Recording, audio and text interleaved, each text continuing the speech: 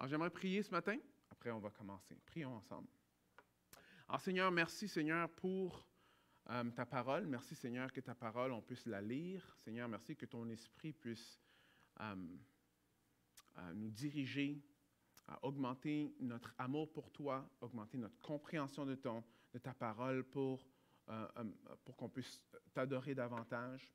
Merci, Seigneur, que ton esprit, c'est un gage de l'héritage qu'on va avoir.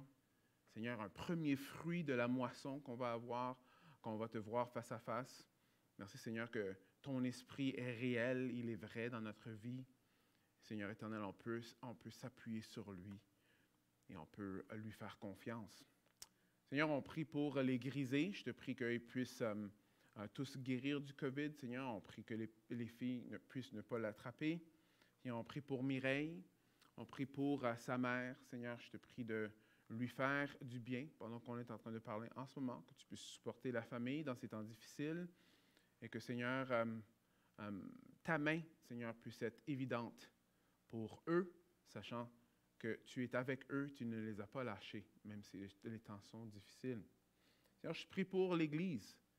Seigneur, tu connais tous les temps dans lesquels qu'on est, des temps tumultueux, incertains même, séparés. Mais Seigneur, on te remet tout ça entre tes mains, Seigneur. Seigneur, on sait que tu es en contrôle de tout. Ces choses-là ne sont pas des surprises pour toi. Dirige-nous, nous en tant que conseil, pour qu'on puisse faire des décisions qui reflètent ce que ta parole dit, Seigneur, et que chacun d'entre nous puissions te suivre, s'attacher à toi et t'adorer comme le seul Fils, le Fils unique de Dieu. On prie ça en ton nom, Jésus. Amen.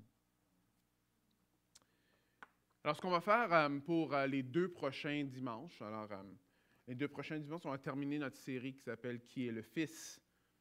Alors, on a vu jusqu'à date qu'il y a plusieurs noms du Fils de Dieu qu'on voit que la parole de Dieu nous dévoile. On voit que Jésus-Christ va s'appeler Fils de l'homme.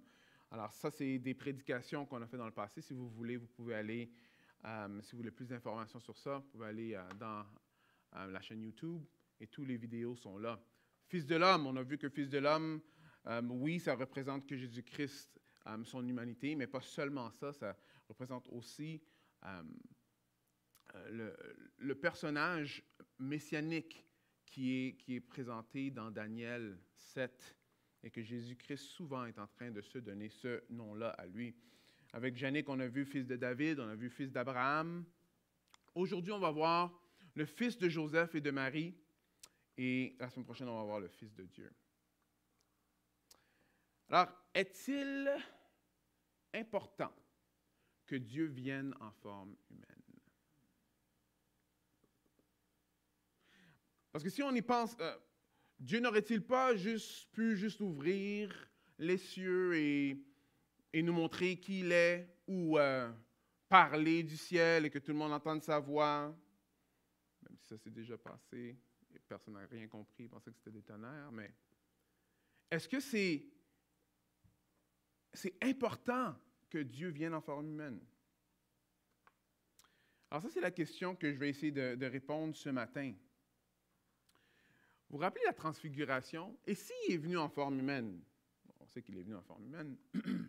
Mais quand il vient en forme humaine, est-ce que ce ne serait pas plus efficace que Jésus-Christ, dès le début, aurait toujours, comme la transfiguration, sur la montagne haute? Vous vous rappelez l'histoire où il y avait Pierre, Jean et Jacques et ils sont en train d'aller sur la montagne haute. Après, Jésus-Christ est transfiguré. Alors, éclat blanc comme incroyable, il capote. Après, il y a Élie et Moïse qui descendent et Pierre ne sait même pas quoi faire. Alors, il dit, alors, est-ce que je peux, je ne sais pas, faire des tentes, là? C'est quand même assez drôle. Mais est-ce que ça n'aurait pas été plus efficace si Jésus-Christ marchait comme ça, à travers tout son ministère? Mais comme tous les scénarios que nous, les humains, nous pouvons essayer de créer dans notre esprit, comme tous ces genres d'alternatives que nous, on pense qui seraient plus efficaces pour l'homme, souvent, ce n'est pas toujours, on manque le point.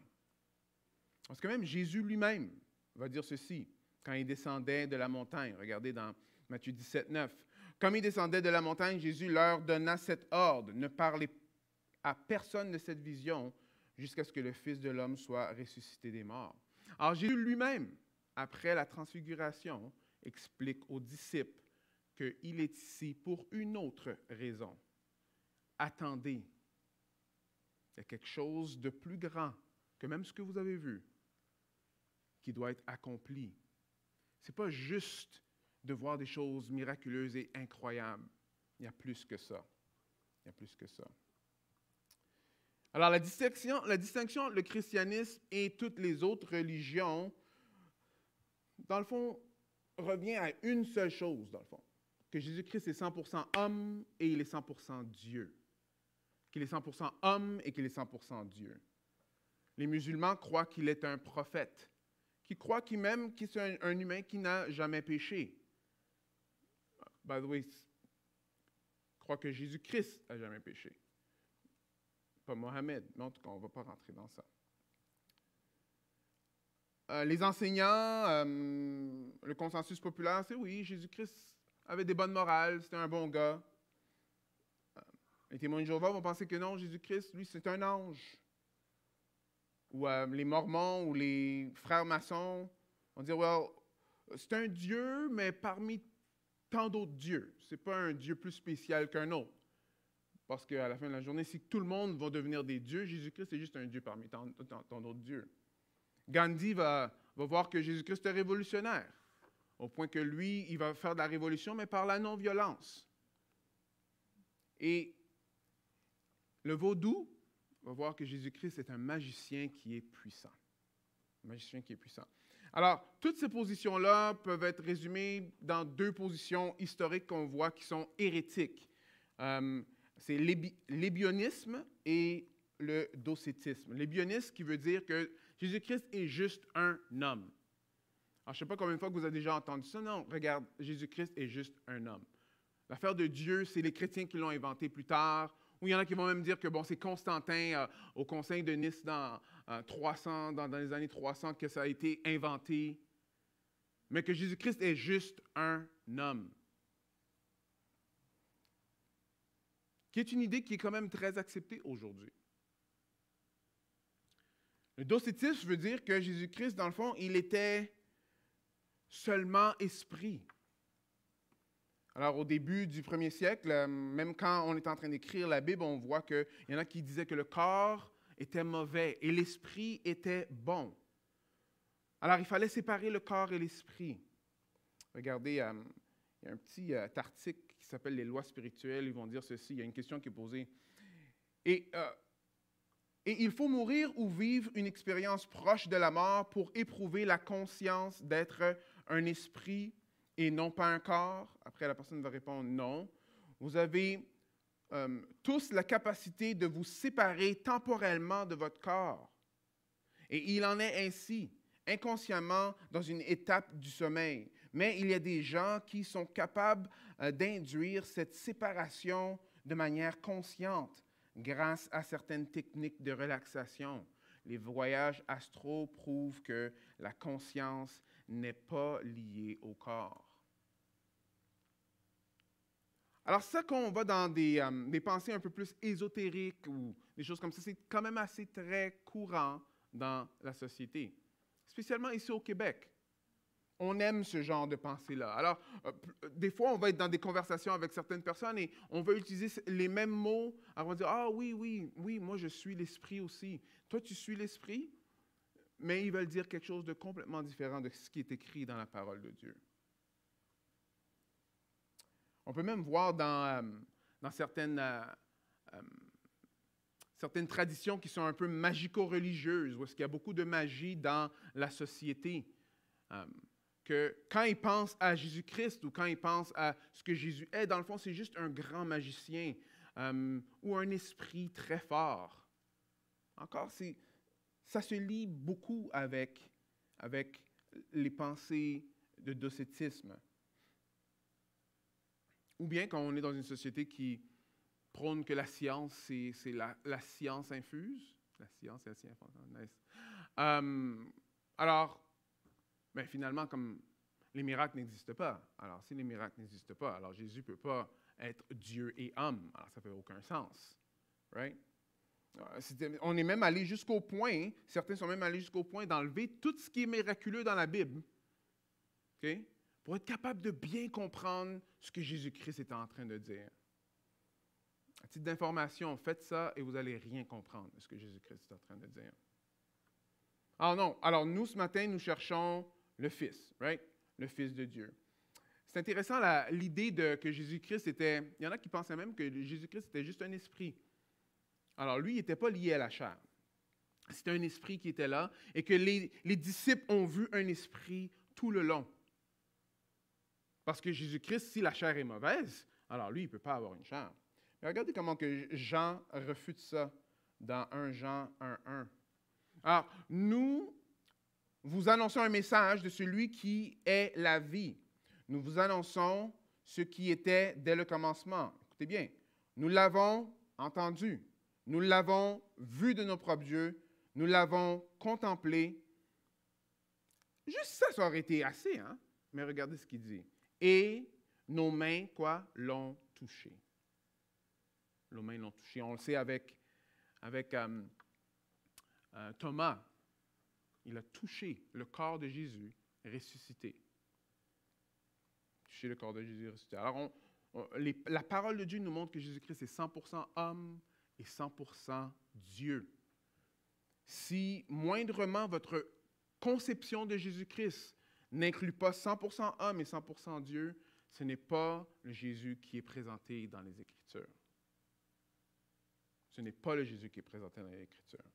Et nous, on est dans une série pour voir c'est qui est le Fils, right? Alors, allons voir. Alors, pourquoi l'humanité de Jésus est importante? Alors, vous savez, nous, l'idée que Jésus-Christ est Dieu, souvent est défendue. Alors, souvent, on entend des défenses du fait que Jésus-Christ est Dieu, 100% Dieu. C'est bien, mais on n'entend pas souvent comment que la parole est en train de montrer vraiment à quel point que Jésus-Christ est 100% humain. 100% humain. Vous voyez, l'humanité de Jésus-Christ est vraiment importante. C'est crucial pour notre salut et c'est crucial pour notre marche avec Christ. Si on ne comprend pas que Jésus-Christ est et 100% Dieu et 100% homme, on manque complètement la donne. Vous voyez, si cette notion-là théologique ce matin est en train de te faire mal à la tête, oh, tu n'es pas le seul. Tu n'es pas seul. Et c'est rien de nouveau. C'est ça que j'aime avec la Bible. La Bible, c'est comme, on a des situations qui arrivent aujourd'hui, mais c'est déjà écrit dans la Bible, c'est déjà présenté. Alors, regardez un peu quelques versets. Regardez comment que le monde eux-mêmes y voyait Jésus-Christ. Okay, alors, Matthieu 13, 53 à 58. Lorsque Jésus eut achevé ses paroles, il partit de là et il se rendit dans sa patrie. Et se mit à enseigner dans leur synagogue, de telle sorte qu'ils étaient étonnés et disaient « Oh, d'où lui vient cette sagesse et ces miracles? » Qu'est-ce qu'ils disent après? Ils disent « Wow, n'est-ce pas le fils du charpentier? Sa mère n'est-elle pas Marie? Et ses frères Jacques, Joseph, Simon et Jude? Et ses sœurs ne sont-elles pas toutes parmi nous? D'où lui vient donc tout cela? » Et il était pour eux une occasion de chute. Mais Jésus dit, un prophète n'est méprisé que dans sa patrie et dans sa maison. Et il ne fit pas là beaucoup de miracles à cause de leur incrédulité. Alors, ce qu'on voit ici, c'est qu'on voit que Jésus-Christ fait des miracles. Jésus-Christ est en train d'enseigner. Il voit que Jésus-Christ a une sagesse qui est hors pair. Ils n'ont jamais entendu cela. Par contre, ils disent, mais Jésus-Christ, c'est un homme, genre. Il me ressemble. Je connais sa mère, je connais son père, je connais ses sœurs. Et ici, ça dit que ça a été une occasion de chute pour eux. On va voir la même chose dans Jean 6, 40, 42. « Voici en effet la volonté de mon Père, que quiconque voit le Fils et croit en lui ait la vie éternelle, et je le ressusciterai le dernier jour. » Et regardez comment que les Juifs ont répondu. Alors les Juifs murmuraient à son sujet parce qu'il avait dit, « Moi, je suis le pain descendu du ciel. » Il disait, « Celui-ci n'est pas Jésus, le fils de Joseph, lui dont nous connaissons le père et la mère. Comment donc dit-il, je suis descendu du ciel? » On peut même voir que même les frères de Jésus, comme on voit ici, en effet, ses frères non plus ne croyaient pas en lui.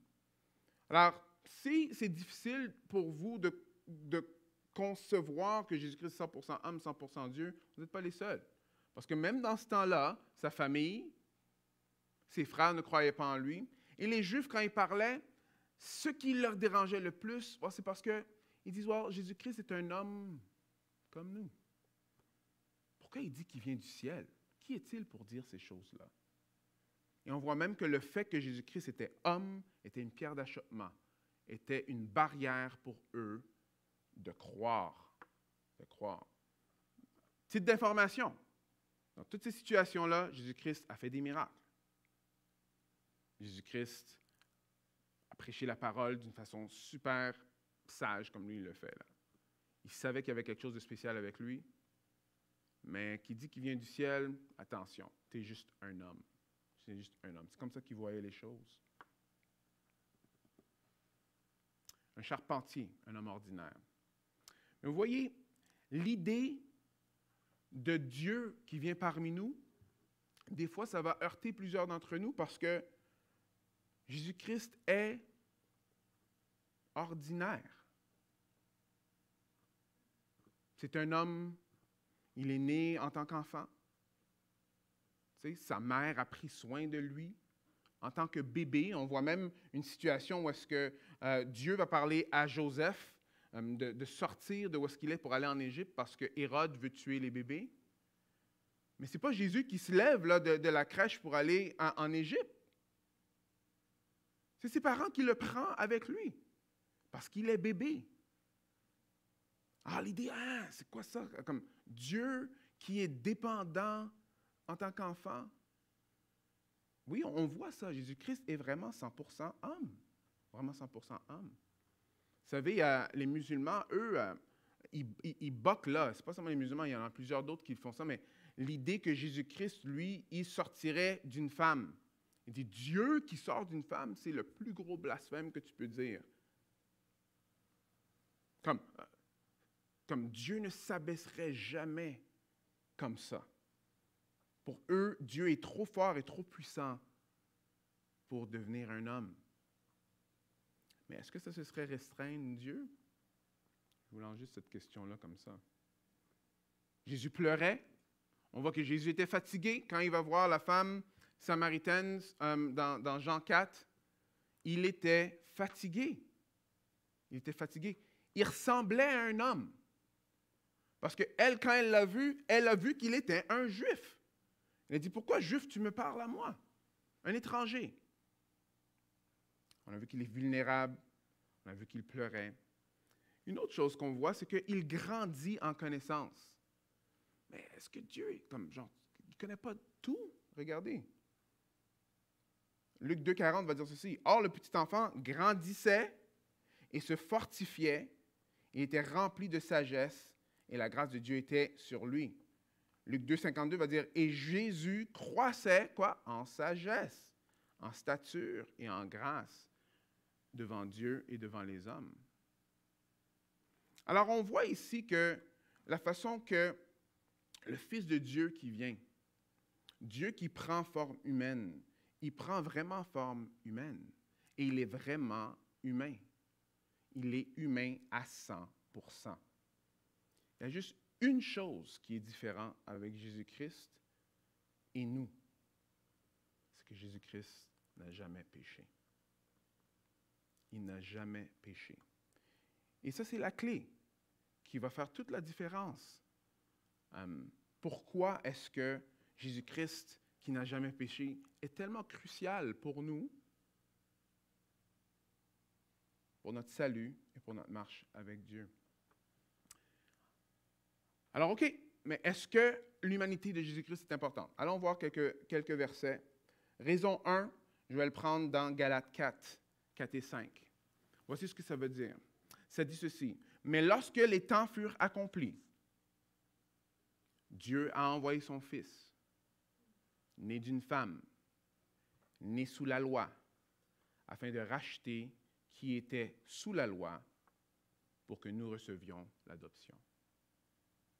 Ce texte est très explicite, mais lorsque les temps furent accomplis, ça, dans un autre temps, je vais faire une prédication juste pour ça, parce que juste cette phrase-là est vraiment, vraiment quelque chose. Mais on voit que Dieu a envoyé son Fils, comment? Né d'une femme, né sous la loi.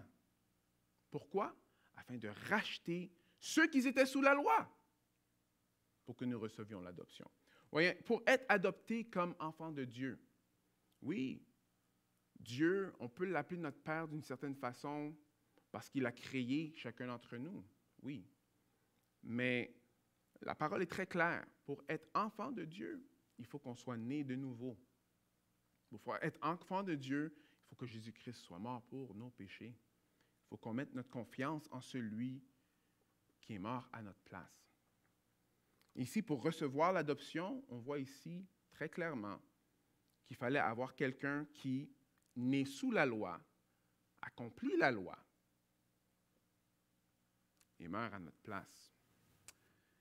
Alors, dans l'Ancien Testament, on sait que, bon, OK, oui, c'est vrai, mais il y avait des animaux, là, on sacrifiait des animaux, right? Mais on sait que les animaux, c'était temporaire. C'était que le sang des animaux couvrait les péchés, mais il n'effaçait pas les péchés. Et by the way, un animal n'est pas né sur la loi. Et un ange n'est pas né sous la loi non plus. Alors, toute l'idée de l'ange, ça ne fonctionne pas, parce qu'ici, on voit que c'est quelqu'un qui doit être né sous la loi, comme tous les autres qui sont sous la loi. Le problème avec la loi, c'est que les humains n'accomplissent pas la loi. Quand on enfreint juste un commandement de la loi, on est coupable de tous les péchés de la loi. Alors, il fallait avoir un humain qui était parfait, un humain qui obéissait tout le temps. Jésus a accompli ce que Israël n'a pas pu accomplir. Ils n'ont pas pu faire confiance à Dieu avec la loi qu'ils leur ont donnée. Jésus-Christ est le seul qui a jamais péché, qui a toujours fait la volonté de son Père. Jésus-Christ a accompli ce qu'aucun humain pouvait faire. Il fallait un humain. Il fallait un humain sous la loi qui accomplit la loi afin que nous puissions être rachetés. Est-ce que vous voyez comment que le fait que Jésus-Christ est humain est crucial pour nous, pour même être des chrétiens? Parce qu'il fallait quelqu'un sous la loi qui accomplit la loi pour nous racheter. Pour nous racheter afin que nous puissions être adoptés dans la famille de Dieu. Alors, première chose, on voit qu'il faut que Jésus-Christ soit humain pour que ça fonctionne. Alors, on voit dans 2 Corinthiens 5, 21, celui qui n'a pas connu le péché, il l'a fait devenir péché pour nous, afin que nous devenions en lui justice de Dieu. On a aussi Romains 5, 6, 9. Car lorsque nous étions encore sans force, Christ, au temps marqué, est mort pour des impies. À peine mourrait-on pour un juste. Quelqu'un peut-être aurait le courage de mourir pour un homme qui est bon. Mais en ceci, Dieu prouve son amour envers nous. Lorsque nous étions encore pécheurs, Christ est mort pour nous. À bien plus forte raison, maintenant que nous sommes justifiés par son sang, serons-nous sauvés par lui de la colère de Dieu. Alors on voit ici très clairement, il faut que Jésus-Christ soit sans péché, un homme sans péché qui meurt à notre place. La dernière phrase du dernier verset, ça va nous dire que par son sang, nous serons sauvés par la colère de Dieu. Alors le deuxième point que j'aimerais qu'on aille voir, c'est dans Hébreux 10, 4. Car il est impossible que le sang des taureaux et des boucs ôte le péché. Il est impossible que le sang de bouc et d'étaureau ôte le péché. Jean-Baptiste, quand il a vu Jésus, il a dit, « Voici l'agneau de Dieu qui ôte le péché du monde. » Jésus-Christ, en tant qu'humain, son sang, fallait qu'il coule afin d'ôter le péché. Alors, quand Jésus-Christ est mort sur la croix, il est mort sur la croix en tant qu'homme innocent, jamais péché. Et les péchés de l'humanité ont été mis sur lui. Et seulement quand on met notre confiance en lui, que nous, on puisse avoir nos péchés enlevés.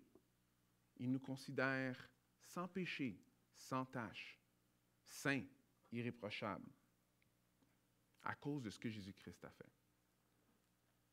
Alors, c'est important que Jésus-Christ soit humain. Pourquoi? Parce qu'on sait que son sang a coulé pour le pardon de nos péchés. Jésus-Christ est mort une fois. Vous voyez, l'exemple que Paul est en train de dire dans Romains, c'est qu'un homme peut mourir pour un homme. Mais souvent, on va mourir pour des personnes qui sont des bonnes personnes. Alors ici, on voit que Jésus-Christ, il fallait qu'il soit 100% homme, 100% Dieu. Parce que 100% homme, parce qu'il meurt pour les humains. Alors on peut dire, oui, il est mort, mais c'est un homme qui meurt pour, peut-être un homme. Si on est généreux, peut-être une famille. Right? Mais comment que lui peut mourir pour les péchés de toute l'humanité? C'est là qu'il fallait qu'il soit 100% Dieu. Un homme ne peut pas porter les péchés de toute l'humanité, mais Dieu peut. 100% homme, 100% Dieu. Et la bonne nouvelle, c'est qu'il nous sauve de la colère de Dieu. Alors, frères et sœurs, je ne sais pas où est-ce que vous êtes rendus dans votre marche avec Christ, mais la bonne nouvelle, c'est que ta marche avec Christ est entièrement couverte par son sacrifice sur la croix. Ami, si tu es en train d'écouter, si tu ne connais pas Jésus-Christ ce matin, je ne sais pas ce que tu vois ou ce que tu ce que tu peux voir comme des péchés dans ta vie. Mais quand tu te tournes à Jésus-Christ et tu lui fais confiance, il est mort pour tous tes péchés. Et il va ôter les péchés. Il va te couvrir de son sang. La bonne nouvelle, c'est qu'il y a de l'espoir en Jésus-Christ. Encore aujourd'hui. Encore aujourd'hui. Vous voyez, c'est important que Jésus-Christ soit un homme, parce que c'est un homme qui doit mourir pour les hommes. Et il faut qu'il soit Dieu aussi pour qu'il puisse mourir pour tous les péchés. On a aussi vu que il fallait qu'il soit un homme pour accomplir la loi, parce que sa perfection, c'est ce qu'on avait besoin pour qu'il puisse mourir à notre place. OK. Une autre raison, on allait voir dans 1 Jean 4, 2 et 3. Ça veut dire ceci. Reconnaissez à ceci l'Esprit de Dieu. Tout esprit qui confesse Jésus-Christ venu en chair est de Dieu. Et tout esprit qui ne confesse pas Jésus n'est pas de Dieu. C'est celui de l'Antéchrist dont vous avez appris qu'il vient et qui est maintenant déjà dans le monde. Vous voyez ici, la première partie de la phrase est très importante. Tout esprit qui confesse Jésus-Christ venu en chair est de Dieu. L'idée que Jésus-Christ est 100% homme n'est pas une option dans notre théologie. C'est central à notre théologie. Notre façon de comprendre la parole de Dieu, c'est ça que la théologie veut dire. Ici, on voit que quand on ne croit pas que Jésus-Christ est venu en chair, alors ça, c'est l'esprit de l'Antichrist. L'esprit de l'Antichrist. Pensez un peu, parce que on peut voir que Jésus-Christ, en tant que 100% homme, 100% Dieu, c'est une notion qui est rejetée partout dans le monde aujourd'hui. Ce n'est pas accepté partout. Alors, ceux qui ont de la misère à trancher, parce que d'autres religions, c'est juste des personnes qui ont juste une autre croyance en d'autres choses, et il faut juste les respecter. Oui, il faut respecter. Oui, il faut aimer le monde. Mais respecter et aimer le monde ne veut pas dire qu'on ne leur dit pas que ce qu'ils croient est faux. Parce que ici, c'est très clair que ici, quand Jean est en train d'écrire ces versets-là, il fait la distinction.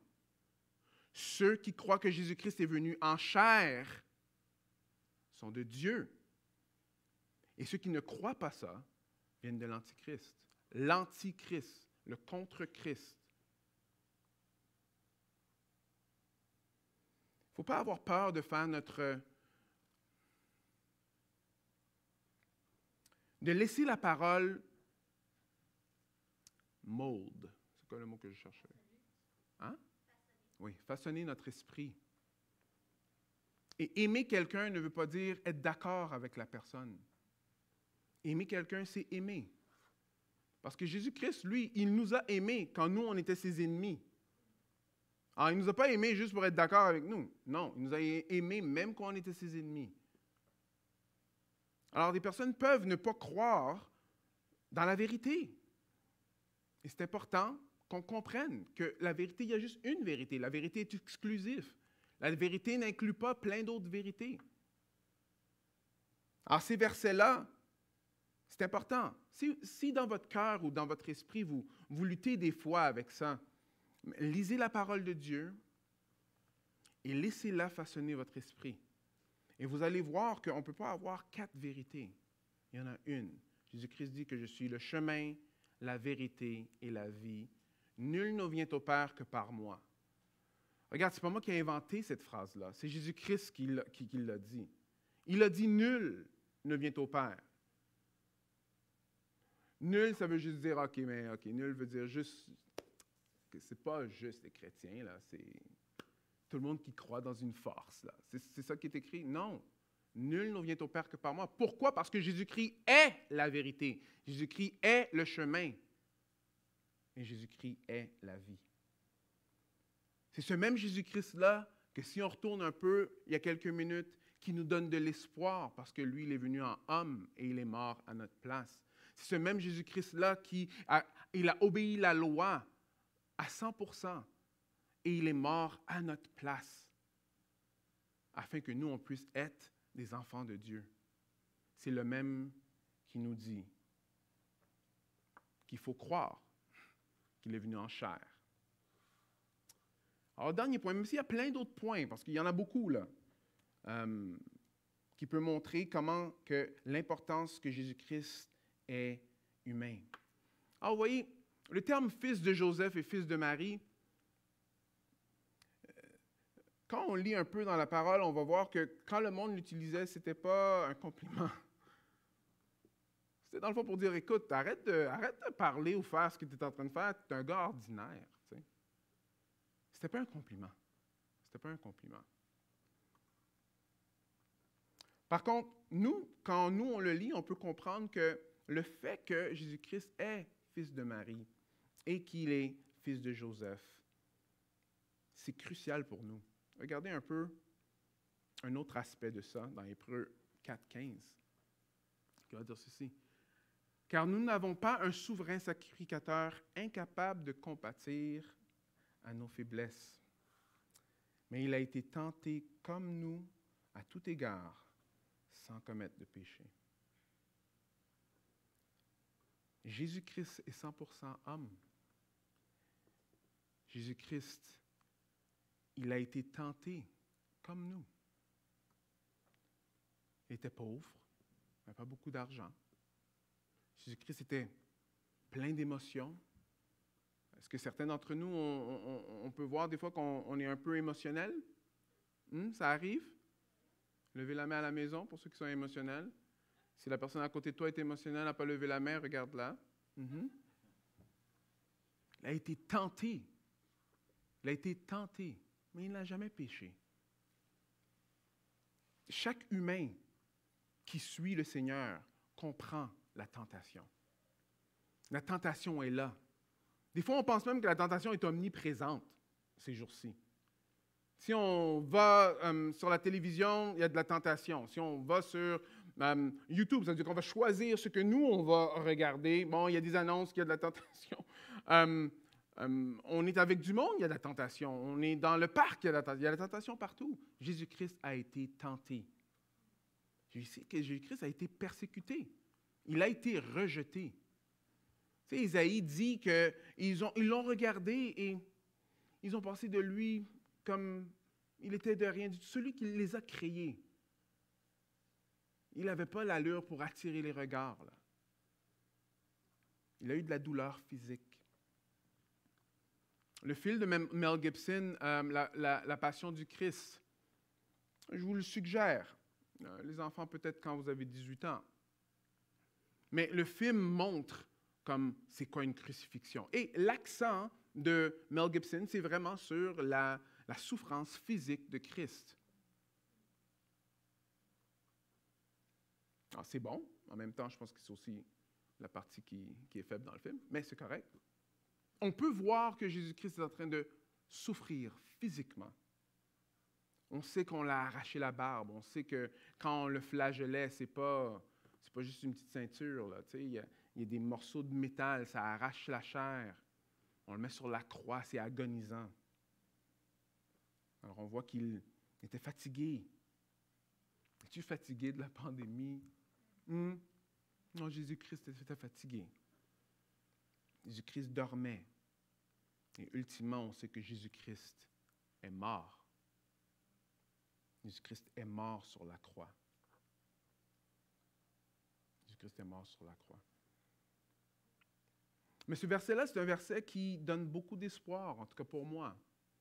Parce qu'on voit que Jésus-Christ peut compatir dans nos faiblesses.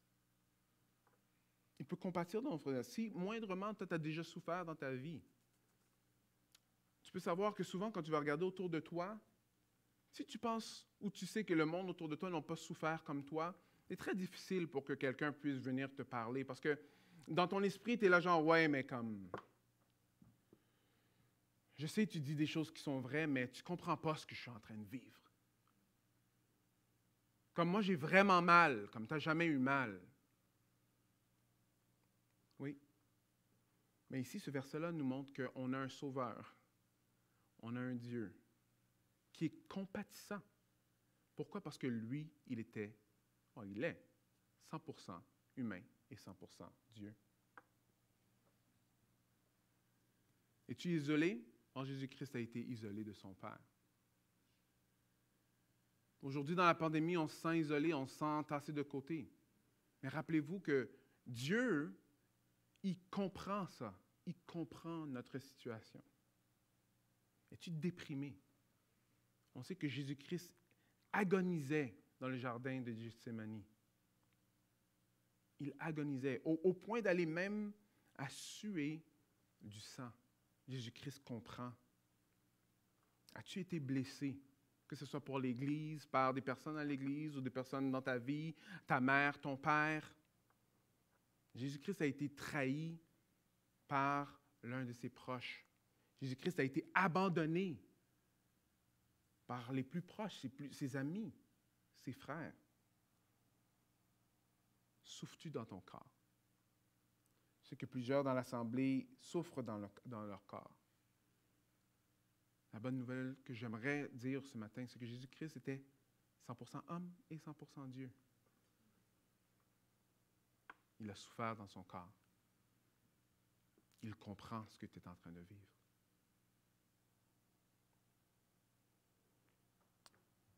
Jésus-Christ, je dis était tout le temps, mais c'est que Jésus-Christ est toujours homme. Alors, ce n'est pas quand il est allé au ciel, alors là, sa nature a changé encore, ou après là, il est juste redevenu esprit. C'est pas ça. Jésus-Christ est encore physiquement homme en ce moment. On le sait parce que dans Actes, quand on est en train de lapider Étienne va voir et il appelle le Fils de l'homme, il voit Jésus-Christ qui est là. On sait que quand il est ressuscité des morts, il avait un corps qu'on pouvait toucher. Jésus-Christ va même dire qu'un esprit ne fait pas ce que je fais. On va voir à la fin de Jean qu'il fait un petit barbecue de poisson pour les disciples et il mange du poisson avec eux. Alors, ils pouvaient manger. Et ça nous montre comment que nous, un jour, qu'on va avoir des nouveaux corps dans la nouvelle vie. Vous voyez comment c'est important de voir Jésus comme il est dans la parole. Right? La parole nous montre 100% homme, 100% Dieu. La semaine prochaine, on va voir comment il est le Fils de Dieu. Cette semaine, je voulais mettre l'accent pour qu'on comprenne l'importance que Jésus-Christ fallait qu'il soit homme, afin que nous puissions être rachetés, afin que nous puissions être sauvés. Et en plus, afin que nous puissions être réconfortés dans notre marche avec lui. Sachant que lui, il est compatissant, il n'est pas détaché de nous. Vous voyez, le concept de plusieurs religions, c'est que s'il y a une force, s'il y a un Dieu, c'est dans les airs, c'est détaché. Ce n'est pas un Dieu personnel. Mais le Dieu de la Bible est un Dieu personnel. Il comprend. Il met l'humanité sur lui. Il vit la vie que nous, on ne pouvait jamais vivre. Il se laisse crucifier sur la croix.